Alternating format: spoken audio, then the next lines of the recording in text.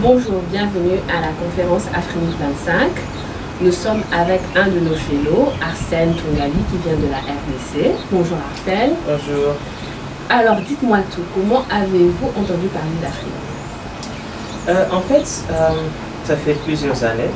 Je suis dans le domaine des technologies. Je crois que je n'ai pas de background technique, c'est vrai.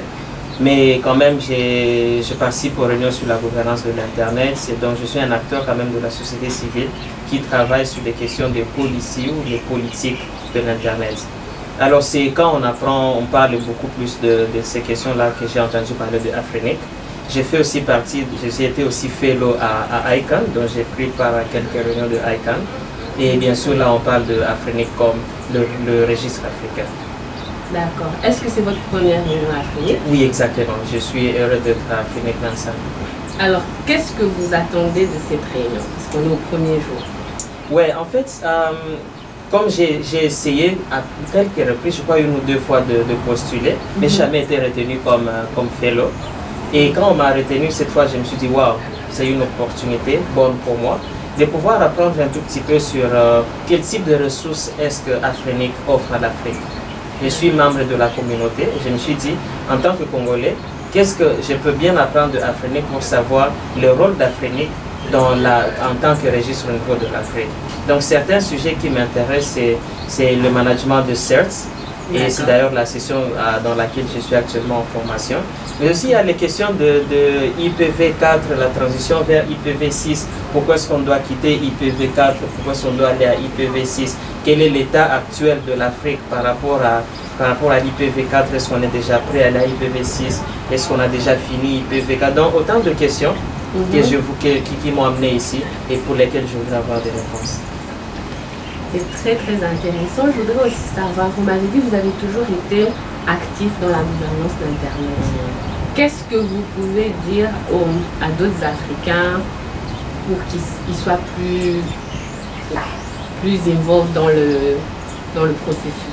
Oui, en fait, c'est vrai, je participe à près de 3 réunions globales sur le forum sur la gouvernance de l'Internet, un événement qui est organisé chaque année par les Nations Unies et où différents acteurs, on les appelle généralement des parties prenantes, viennent parler de comment est-ce qu'eux, dans leur pays, gèrent les questions, par exemple, de surveillance, les questions de liberté sur Internet, les questions, je ne sais pas, de cybersécurité, les questions de participation des jeunes, de participation de la femme.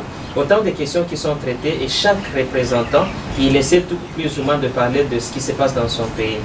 Alors il y a une difficulté toujours, par exemple, bientôt, juste après, je vais aller au Mexique pour la rencontre globale sur IGF encore. L'Afrique n'est pas toujours présente.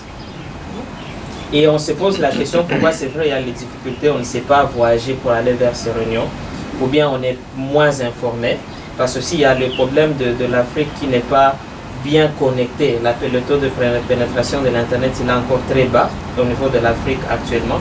Donc il y a toutes les questions d'infrastructure qui doivent être gérées. Le gouvernement doit y mettre beaucoup d'argent pour créer l'infrastructure Internet, afin que les gens commencent à utiliser Internet. Alors pour répondre directement à la question, pourquoi est-ce que les jeunes ou beaucoup d'Africains ne sont pas trop impliqués? Donc c'est là que je dis, on devrait utiliser Internet si on connaît pourquoi est-ce qu'on devrait utiliser Internet. Donc il y a encore cette difficulté-là, c'est pas tout le monde qui sait c'est quoi Internet. Et même les peu de personnes qui savent c'est quoi Internet, ils ne savent pas pourquoi est-ce qu'ils devraient utiliser Internet. Et personnellement, le secteur qui m'intéresse le plus, c'est la sécurité des enfants en ligne. Et le travail que je fais, c'est de sensibiliser les jeunes et les enfants à pouvoir adopter des comportements sur Internet qui ne vont pas leur causer des problèmes. Ça veut dire encourager les gens à utiliser Internet tout en leur montrant également ce qu'il y a comme danger sur Internet. Comme ça, quelqu'un, dès qu'il se décide d'utiliser Internet, il n'y va pas tout simplement comme dans une forêt où il ne connaît rien. Donc, il sait ce qu'il attend là-bas. Il connaît tous les bénéfices qu'il pourra en tirer et il sait comment se protéger en cas de danger. Alors, c'était Arsène Tungali de la RDC. Bienvenue encore à Afrique 25 et vous aurez d'autres interviews.